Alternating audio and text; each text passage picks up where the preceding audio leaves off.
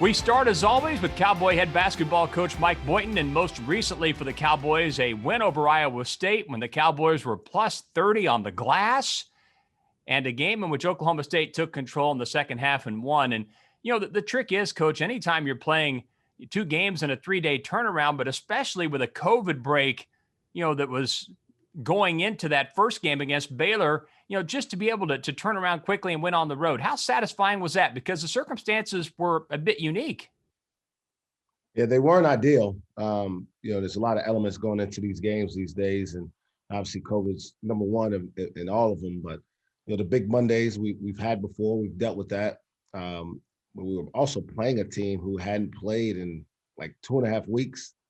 And so they were, they probably weren't in rhythm, but they also had fresh legs, and they were probably a little bit a step ahead of us to start the game. So I'm glad the game settled. Our guys got in a rhythm. We never really got ourselves to where we're taking care of the basketball well, but we defended pretty well consistently. And like you said, we rebounded the ball at a really high level. The last two games you've played without Cade Cunningham, who may end up being the number one pick in the NBA draft. You led Baylor longer than any team has led the Bears all year. You didn't win the game, but you had the lead on Baylor in one game almost as much as Baylor had trailed the entire season. Then you go to Iowa State and win by 21 points. So there were a lot of positives there, even with Cade Cunningham out. What were the biggest positives to you that you witnessed those two games playing without Cade Cunningham? I think the emergence of our interior consistent production from MA and Caleb, we really needed those guys to come along. And I don't know if it took Cade being out for them to realize it, but it certainly was a pleasant, welcome experience for us to have both of those guys perform really, really well with him out of the game, particularly because he does so much on the glass and initiates so much offense. Those guys did a really good job of holding things down in the paint, dominating the glass, and MA's really, really come along in terms of rebounding the ball. Did you see those types of performances coming from those two? Well, I know they're capable of them, and sometimes it's just a matter of, what the opportunity presents, and those two guys were needed, and out of necessity bore the need to go play inside through them a little bit more to create some outside opportunities. So I know they were capable of it. We challenged them, and they responded, so certainly proud of them. So as hopefully you're able to get most of your players back, some of your players who are injured obviously will not be returning, but as hopefully Cade works his way back and you become a bit healthier, what do you think the long-term impact is of what M.A. Moncrief and Caleb Boone have done the past two games? I think it gives us some strong confidence that, if Cade were in foul trouble later in the year, we can still find a way to have success, particularly on the offensive end.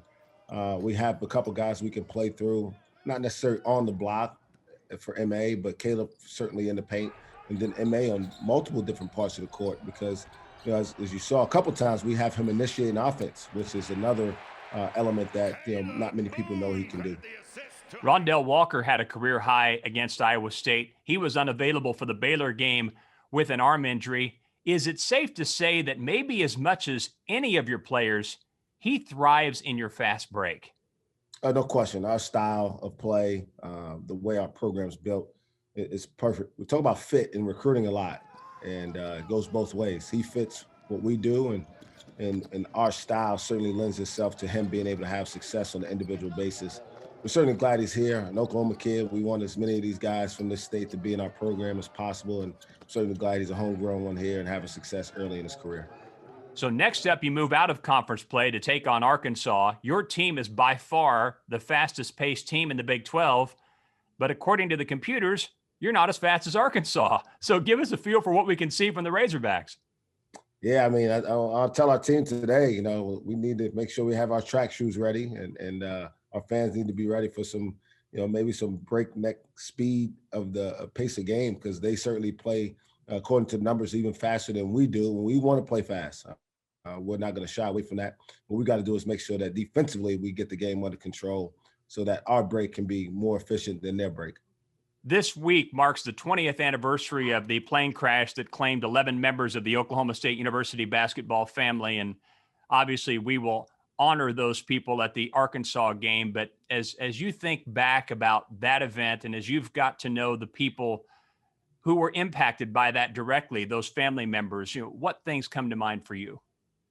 Man, just the immense amount of pride this university has, this program has, in looking out for one another.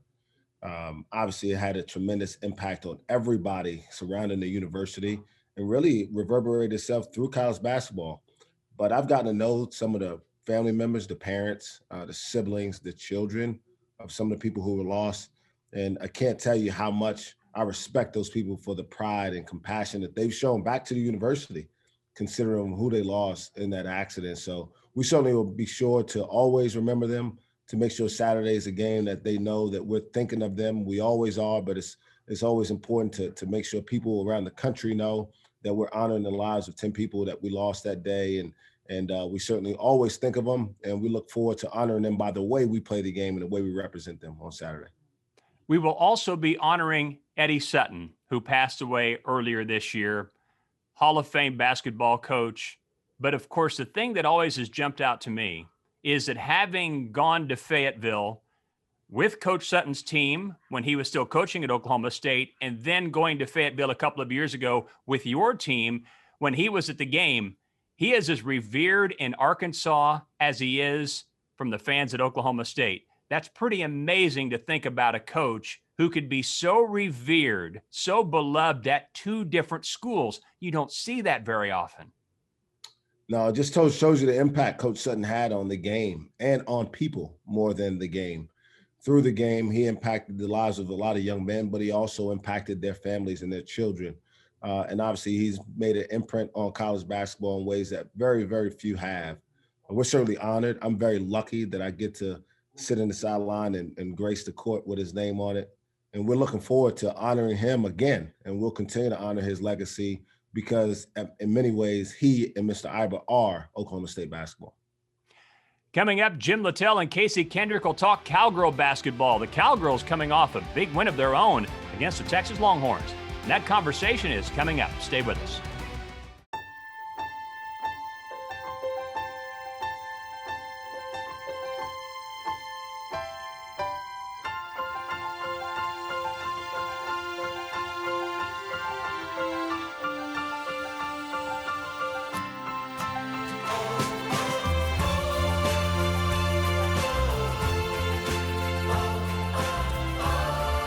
Living with joint pain. Take the first step at mercy.net/cowboysortho.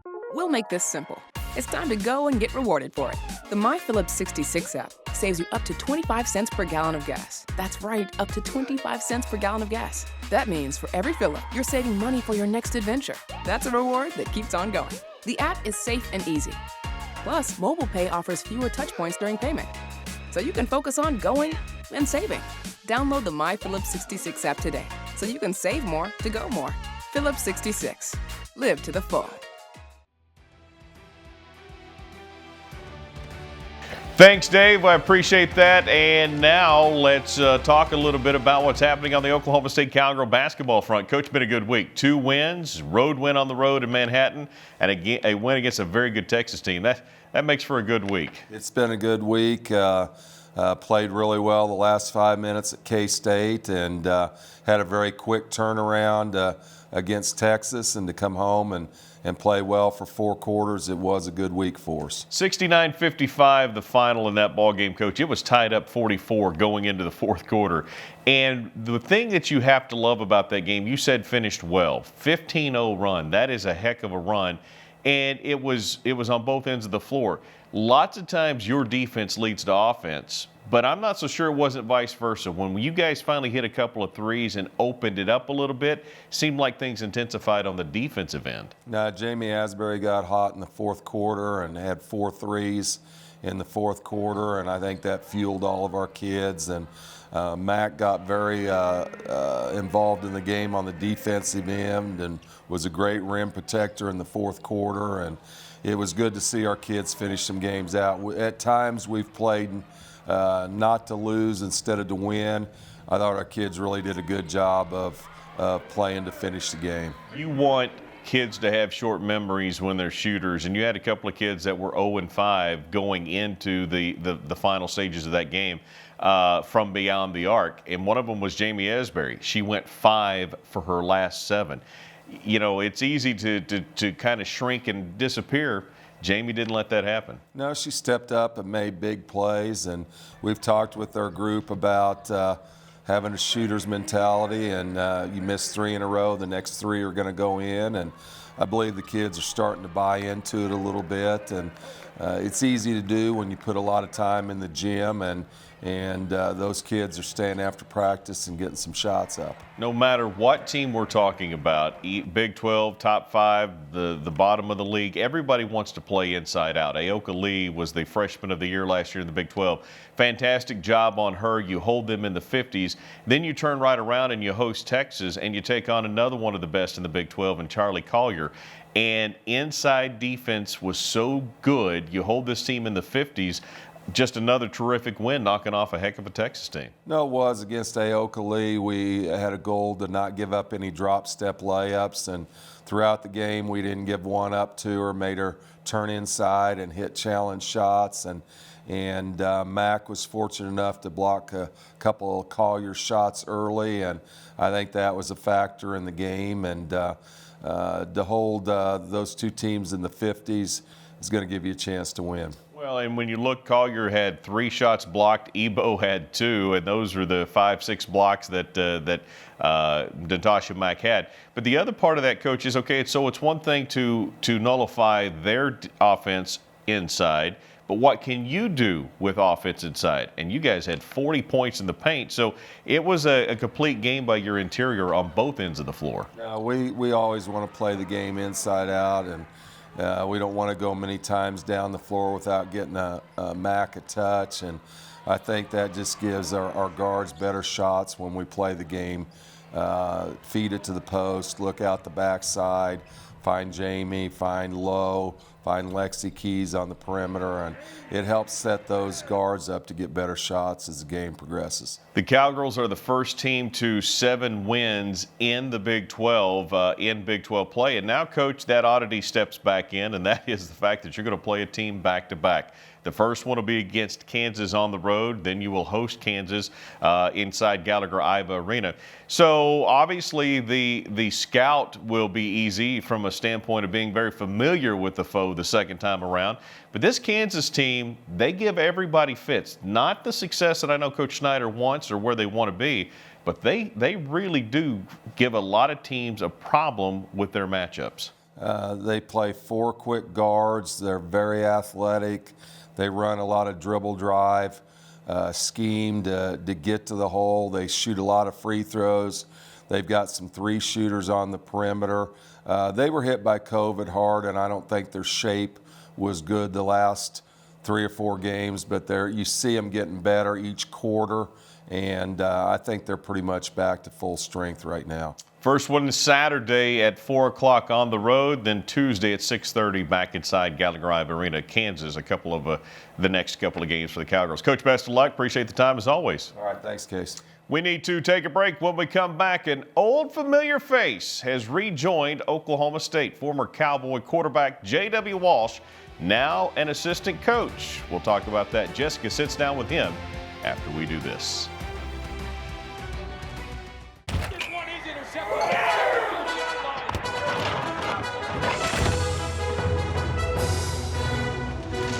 Decorative towel. There was a mess. I wiped up a mess. Yeah, you Where is the box? Never mind, I found it.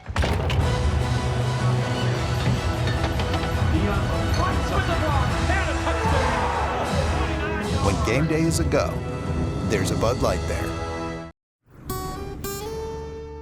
ADM milling is really a part of the fabric of the Enid community. So if we were to have lost them, it would have been more than the 70 jobs that they employ.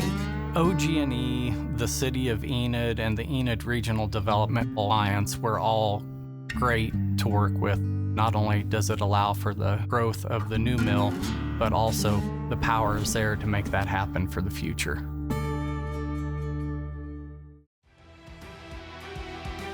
Welcome in. I'm Jessica Morrey, joined by former Oklahoma State quarterback JW Walsh. JW, you're back in Stillwater. Not as a player, though. You're here as a coach, and you've been coaching since you left Oklahoma State after the 2015 season. You spent some time with Gary Patterson at TCU. You coached at Abilene Christian, and most recently, you were with Tom Herman and Mike Yursich down at Texas, and now you're back in Stillwater. What led you back here?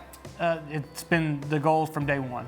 From the moment I left here, my goal was to ultimately get back to OSU and eventually coach here. So everything I've done to this point was to try to lead me back here. So when I had that opportunity, it was a no-brainer. I wanted to take it as soon as I could. How did the opportunity come about? Coach Dunn called me and asked me what my plans were. It was early January after, I think it was a day after Tom Herman got let go, and asked me what my plans were. And I was still trying to figure out everything that was going on there, if I still had a job there. But, for me, it was a no-brainer. When he asked me that, I think about a week later, maybe a week and a half, I don't remember the exact time, but he told me I had a job if I wanted it, and it was a no-brainer. That's awesome. What's it been like for you being back at OSU and back in Stillwater? It's been amazing. Like, it's just coming back here, and it just kind of takes me back, and all the memories that I have. And there's a lot of new things. Like there's a lot of new buildings on campus and a few new businesses, but it's still Stillwater, and it's still the same people, and it's still the same feel, and that's what I fell in love with on my first recruiting visit. It's what I fell in love with as a player. And so being back here, being around the people and the town it's been special, and I'm happy to be back. And you mentioned some memories. Do you have a favorite memory or a couple favorite memories from your time as Cowboy QB? The first one that pops into my head is throwing the first touchdown pass to Josh Stewart.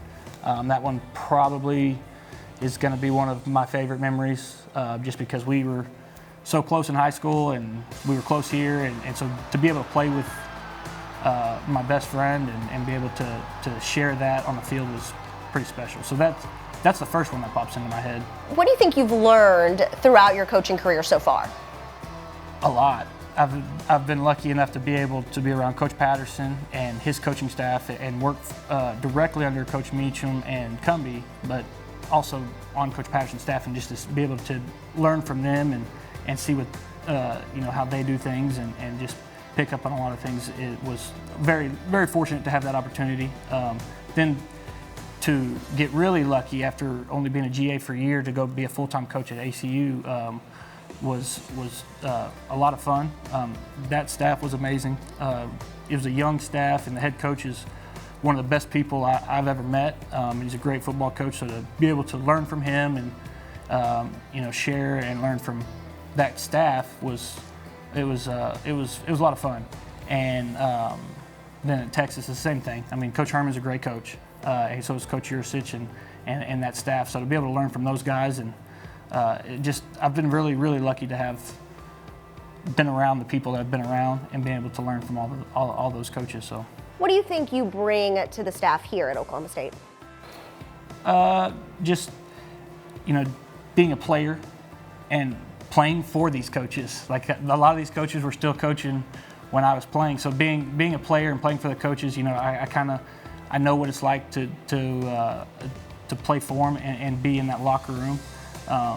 So I bring that perspective, and then I think that just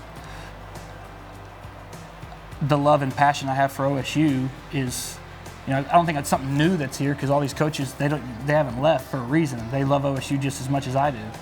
But just to add to it and just be, just to continue building what they've started is something that I'm looking forward to. You mentioned reuniting with the coaches. What's it like reuniting with Mike Gundy? It's a lot of fun. There's not many coaches in the country that are like him. If there's anybody like him in the country, and he's a great coach. He's a lot of fun to be around. His energy is tough to match, which is awesome. And then he just is he knows how to treat people, and he knows how to treat his staff, and he's just a great person to be around, and I'm looking forward to being able to work for him like more, I guess. So I'm excited. It's been fun to be around him so far. And what's your ultimate career goal? The head coach here. That's the ultimate goal. That's been from the moment that I decided I wanted to coach college football. I wanted to do it here. It's just hard for me to imagine having the same passion and the same energy and doing it anywhere else. This place is special. It's been really good to me, and I just want to give back as much as I can. So. That's awesome. You definitely have a bright future. Thank you so much for joining me. That is JW Walsh.